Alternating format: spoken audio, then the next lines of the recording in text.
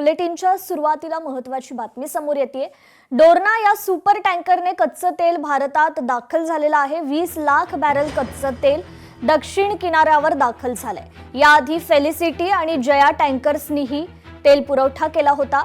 तर आता एकूण मिळून भारतात 60 लाख बॅरल इराणी तेल दाखल झाल्याचं पाहायला मिळतंय।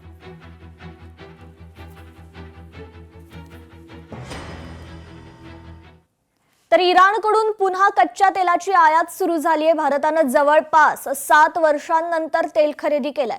व्यवहारासाठी डॉलरऐवजी चलनाचा वापर करण्यात आलेला आहे, ज्यामुळे आंतरराष्ट्रीय निर्बंधांचा प्रभाव कमी करण्याचा प्रयत्न केला गेलाय।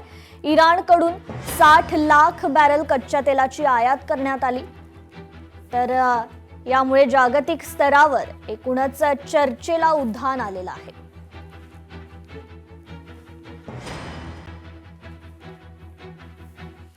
मुंबई सेंट्रलमध्ये बीआरटी चाळ परिसरातील दुकानांना भीषण आग लागली। शॉर्ट सर्किटमुळे या दुकानांना आग लागल्याची प्राथमिक माहिती आहे।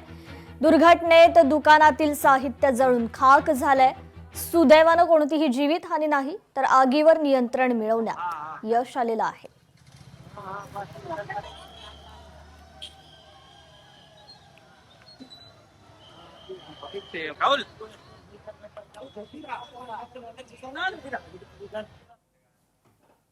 पंतप्रधान मोदींचं केलेलं संबोधन म्हणजे विरोधकांना चपराके। विरोधकांनी आनंद व्यक्त करणं ही खेदजनक बाब असल्याचं ट्विट उपमुख्यमंत्री एकनाथ शिंदेंनी केलेलं आहे।